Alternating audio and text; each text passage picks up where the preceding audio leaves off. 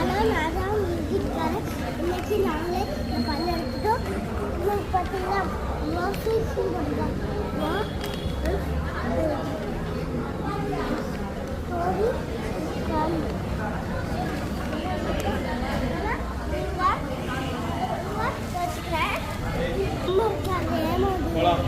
இந்த பொம்மை வேணும் செஞ்சுக்காதீங்க. எதுக்குன்னா ஏமாற்றி அது நல்லா இருக்காது. அதுக்கு சாப்பிட கொடுத்து நம்மளை பப்ளிகம் நல்லா இருக்காது, நல்லாவே இருக்காது. நிறைய சாப்பிட்டு பார்த்துருக்கோம், நல்லாவே இல்லை.